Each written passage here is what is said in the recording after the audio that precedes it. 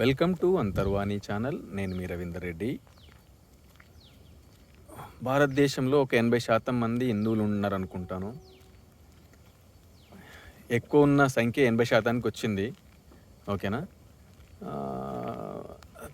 తర్వాత ఈ భూగోళం మీద హిందువులకు ముస్లింలకు ముస్లిం దేశాలు ఉన్నాయి, క్రిస్టియన్లకి క్రిస్టియన్ దేశాలు ఉన్నాయి, హిందువులకు హిందూ దేశమే లేదు. ఇదొక విచిత్రము. ఓకేనా. అయితే ఇది బేసిక్గా మన దేశము ఎన్నో ముక్కలు అవుతూ వచ్చింది. ఆ ముక్కలలో ఒకటి పాకిస్తాన్ అనుకోటి, హిందుస్థాన్ అనుకోండి. మరి పాకిస్తాన్ ముస్లిం కంట్రీ అయినప్పుడు హిందుస్థాన్ హిందూ కంట్రీ కావాలి కదా. మరి ఇది ఎట్లా సెక్యులర్ కంట్రీ అయింది? జర సోంచాయించుర్రి ఒకసారి హిందువులారా. ఓకేనా. బేసిక్గా ప్రతి ఒక్కరు విశ్వంలో ఉన్న ప్రతి జీవి, ప్రతి ప్రాణి, ప్రతి మనిషి దేవుడి యొక్క స్వరూపమే. ఉన్నది ఒకడే దేవుడు. అది నువ్వు అల్లాగా పిలుచుకుంటావా, యేసుగా పిలుచుకుంటావా, బ్రహ్మ విష్ణు మహేశ్వరులు ఈశ్వరులాగా పిలుచుకుంటావా, అది మన ఇష్టం, ఎవరిష్టం వాళ్ళది. కానీ జరిగే కుట్రలన్నీ అర్థం చేసుకోకపోతే మరి ఏం లాభము? ఇప్పుడు ఇది హిందూ కంట్రీ, హిందూ దేశము, దీన్ని సెక్యులర్ కంట్రీ చేసిర్రు. ఓకేనా. రాయితీలన్నీ మైనారిటీ అని వేరే వాళ్ళకి ఇస్తారు. ఓకేనా. ఒకరు గుల్లుగుల కొడతా, పొలిటికల్గానేమో అట్లా చేస్తారు. ఒకడేమో గుల్లుగుల కొడతాడు, ఒకడేమో దేవతలను తిడతాడు, ఒకడేమో మల్లెపూలు పెట్టుకున్న వాళ్ళు ఇంకో రకంగా అంటాడు. ప్రతిరోజు నిత్యం ఏదో విధంగా ఎట్లనో ఎక్కడనో నీ మతాన్ని దూషిస్తుంటే, ద్వేషిస్తుంటే, మరి నువ్వు చెలించకుంటే నువ్వు హిందువు ఎట్లయితావు? మరి గుడులకు వెళ్ళడం ఎందుకు? గుడులకు వెళ్తే హిందూ అవుతావా? పూజలు చేయడం ఎందుకు? పూజలు చేస్తే హిందూ అవుతావా? తీర్థయాత్రలకు వెళ్తావు, తీర్థయాత్రలు చేస్తే హిందూ అవుతావా? పుష్కరాలకు వెళ్తే హిందూ అవుతావా? అవుతావు, కాదని కాదు. మిగతా వాళ్ళు మనం యాక్చువల్గా మనం ఎవరి మీద ఏమి అనము, ఏం చెయ్యము. ఓకేనా. కానీ వేరే వాళ్ళు మన మీద అంటున్నప్పుడు మన సంస్కృతిని ధ్వంసం చేయాలని, మన ఆచార సంప్రదాయాలని పాడు చేయాలని, నిత్యం విష సంస్కృతిని నరనరాన జీర్ణించుకొని ఈ హిందూ మతాన్ని, హిందువులను లేకుండా చేయాలని వాళ్ళు ముందుకెళ్తుంటే మనం ఎందుకు మరి నిద్రావస్థలో ఉన్నాము? ఓకేనా. మరి ఎప్పుడు నీ గురించి నువ్వు కదులుతావు? ఎప్పుడు నీ గురించి నువ్వు తెలుసుకుంటావు? మనము ఎవరికి చేటు చేయొద్దు, హాని చేయొద్దు. ఓకేనా. ఇది ఇంతవరకు ఇది ధర్మం చెప్పింది. బట్ నీకు హాని కుట్రపూరితంగా, విషపూరితంగా నీ పైన జరుగుతున్నప్పుడు, నేను గుళ్ళకు పోయేస్తున్నా హిందువుని, నేను పూజలు చేస్తున్నా హిందువుని, నేను పుష్కరాలకు పోతున్నా హిందువుని, నేను బొట్టు పెట్టుకుంటున్న హిందువుని, నేను గణపతి పూజ చేస్తున్నా హిందువుని, నేను ఉత్సవాలు చేస్తున్నా హిందువుని అని అనుకుంటున్నాము. రేపు అనుకునే ఎక్కడో 90-95% ఉన్న హిందువులు 80%కి వచ్చారు. కొన్ని రాష్ట్రాలలో అయితే హిందువులే మైనారిటీకి వెళ్ళిపోయినరు. సరే, కాన్సెప్ట్ ఏంటి? పొలిటికల్గా మైనారిటీగా ఉన్న వాళ్ళకి ఏదో ఒకటి చేయాలనే కదా చేసిరు కదా, చేస్తూ వచ్చిరు కదా.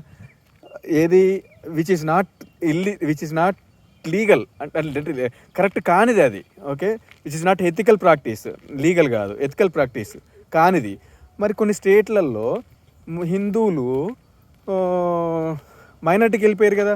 మరి వాళ్ళకి ఏమైనా సపరేట్ హక్కులు కల్పిస్తున్నారా? లేదు కదా. తొక్కి పడేస్తున్నారు, కాల్చి పడేస్తున్నారు, చంపి పడేస్తున్నారు. వసుదైవ కుటుంబం అన్నారు. మన మన సనాతన సంస్కృతి ఏం చెప్పింది? వసుదైవ కుటుంబం అని చెప్పింది.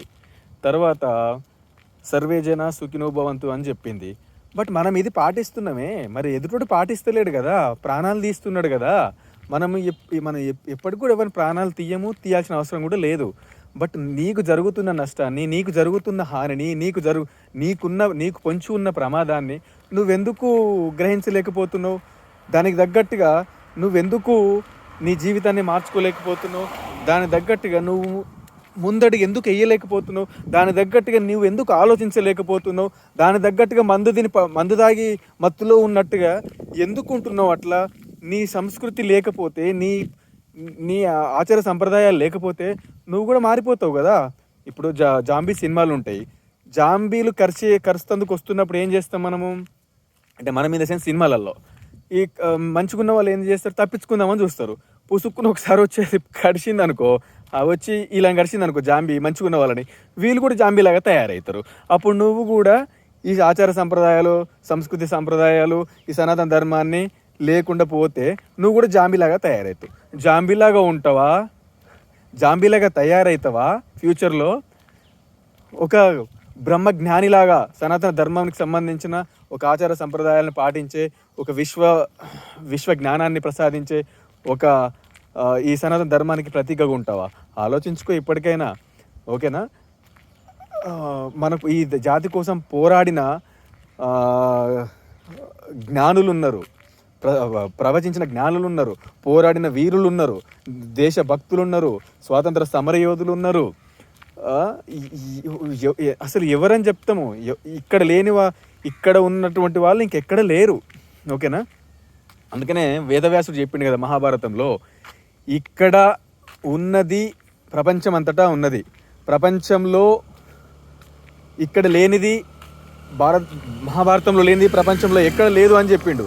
సో ఇది విశ్వానికి హృదయం లాంటిది. ఇది భారతదేశము, సనాతన ధర్మము, ఈ విశ్వం అనే ఇల్లుకి ఇది ఒక పూజా గది లాంటిది. ఈ విశ్వం అనే ఇల్లుకి ఒక సూర్యచంద్రుడు లాంటిది ఈ సనాతన ధర్మం కానీ భారతదేశం కానీ. కానీ మా ఆలోచన లేక, ఐక్యత లేక వచ్చి నిన్నెంతమంది ధ్వంసం చేస్తున్నా కళ్ళప్పకి చూడడం అనేది అది మన ఉనికిని కోల్పోవడమే అవుతుంది. ఉనికిని కోల్పోతావా, ఉనికిని నిలబెట్టుకుంటావా? ఆ ఉనికి నిలబెట్టుకొని ఉనికిలో ఉంటావా? ఒకసారి ఆలోచించుకో మిత్రమా. నువ్వు ఎవ్వరికి హాని చెయ్యవు.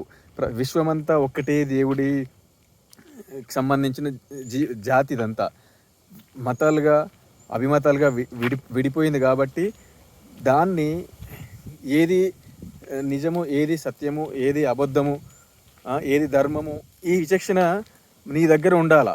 ఓకే, నీ దగ్గర ధర్మం ఉంది, అధర్మంగా నిన్ను తొక్కేస్తున్నారు, అధర్మంగా నిన్ను పాడు చేస్తున్నారు. నువ్వు ధర్మంగా నిలబడి పోరాడు, తప్పలేదు. మనం ఎవరికి అధర్మం చేయొద్దు, అన్యాయం చేయొద్దు, మనం ఎవరిని హింసించొద్దు. మరి ఎవరో నిన్ను అన్యాయంగా, అక్రమంగా హింసిస్తున్నప్పుడు నువ్వైతే కదలాలి కదా. మరి శివాజీ కదలలేదా? అల్లూరు సీతారామరాజు కదలలేదా? భగత్ సింగ్ కదలలేదా? సుభాష్ చంద్రబోస్ కదలలేదా? ఆజాద్ చంద్రశేఖర్ కదలలేదా? ఉయ్యాలవాడ నరసింహారెడ్డి కదలలేదా? ఇలా ఎంతమంది, ఝాన్సీ లక్ష్మీబాయి కదలలేదా? ఇలా ఎంతమంది? మరి నువ్వు ఎప్పుడు కదులుతావు? నీ జాతి కోసము, నీ దేశం కోసము, నీ సనాతన ధర్మం కోసము. సో ఇప్పుడైనా కదలండి. కదలకపోతే జీవితంలో మిగిలేది కన్నీరే. Thank you. ఆలోచించండి.